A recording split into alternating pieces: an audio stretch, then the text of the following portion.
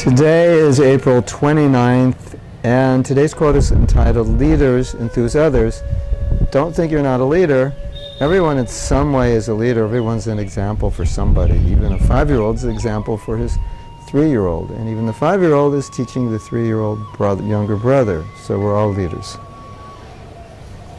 Leaders are always the most enthusiastic. If we are not inspired and enthusiastic about what we are doing, we will find it difficult or impossible to enthuse and inspire others.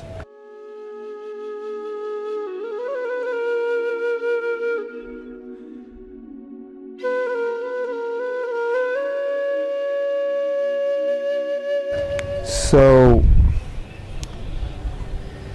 I was once inspiring the Sankirtan devotees, and I wrote a report, sent it to Prabhupada, and he was very happy, of course, that book distribution was continuing, and he said, always enthuse the others, and you'll be enthused. So it adds an additional perspective or nuance to this quote. A leader is one who enthuses others, and that's how the leader remains enthused, because naturally, whatever you give, you get. So if you give enthusiasm, it comes back to you. And I know for myself that sometimes as a leader, I was not always enthusiastic, but I realized that I have to be enthusiastic for their sake, because if I'm not enthusiastic, they may not be enthusiastic, especially when I'm a senior devotee and they're depending on me. If I lose my enthusiasm, it can affect them.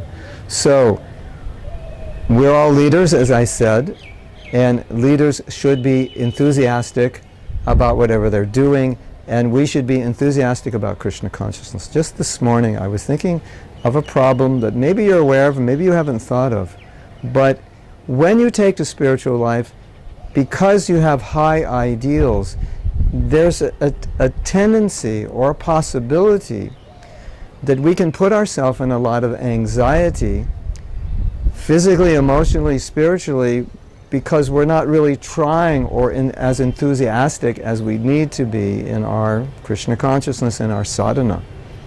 And when we're not enthusiastic in our sadhana, we don't get good results in our spiritual life. And when we don't get good results in our spiritual life, we can kind of feel some anxiety that maybe I'm doing something wrong, or something's wrong with me, or somehow or other something is wrong. And because something is wrong, I don't feel good. And it actually can affect us physically. And I'm starting to think more and more that often the anxiety that can come from our lack of Krishna consciousness can be hurting us physically, that some of the diseases we have may be caused by the stress of wanting to be or knowing I should be Krishna conscious, but not being Krishna conscious. So, being in a leadership position is really good, and if you're not officially a leader, to see how you are a leader of other people, to see how in your life who's looking up to you, and then trying to be an example to them, it's a real blessing, because if you're a leader, kind of have to force yourself to be a leader, to be an example, to be enthusiastic about something you may not be enthusiastic about. Haribol Prabhu, let's go on Sankirtan, it's so sweet, it's so relishable, let's go out there and let's give the mercy, or let's do this program. Maybe you're not even that enthusiastic about it, maybe you'd rather stay home, but you're forced to be exemplary. So it's a real blessing. That's what it means to be a leader. Leaders give vision, and leaders are enthusiastic about the vision. Now, on other days we spoke about enthusiasm, and one of the things that Prabhupada said about enthusiasm is that without it nothing happens. Prabhupada's not the only one who said that. Many, many great thinkers, philosophers and writers have observed that the people who get the most done are the most enthusiastic. And one of the things that I observed early on in ISKCON, when I would look at who are the devotees that became the leaders, it wasn't always the most intelligent. It was generally those who were most enthusiastic. The people who were the boldest, the people who went out and did the most, fearlessly. And those are the people Prabhupada made GBC, based on their preaching results, because they were bold, they were enthusiastic. And that's what Prabhupada saw. That's what he liked, that's what he wanted. When you're enthusiastic, things happen. So that's so important, because even if you're intelligent, even if you're capable, if you're not enthusiastic, you may not be able to do much. You may not do anything. So enthusiasm is so important. It's such an important quality for us individually and us as leaders of our families, of other devotees who look up to us.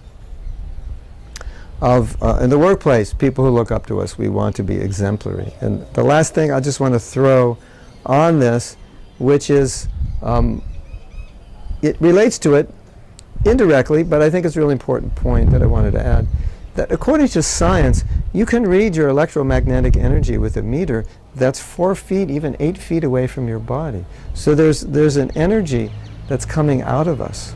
Isn't that interesting? And we all experience that when we associate with an advanced devotee. You feel different in their association. Your consciousness feels different. It's not that you're doing anything, but by their association, you're changing. Something's happening.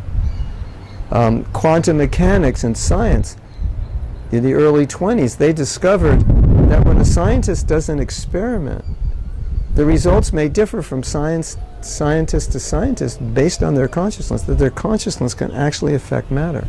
Isn't that amazing?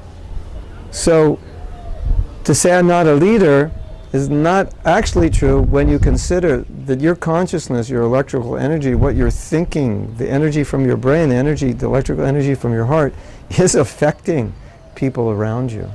And because you know, you can feel people. Some people feel good, some don't feel good, some people uplift you, some people degrade you or make you feel bad. So we're all leaders, and if we ourselves are enthusiastic in Krishna consciousness, we can help so many people be enthusiastic. And the last thing, just to reiterate, Maya is very strong, as you know, you have that experience. And so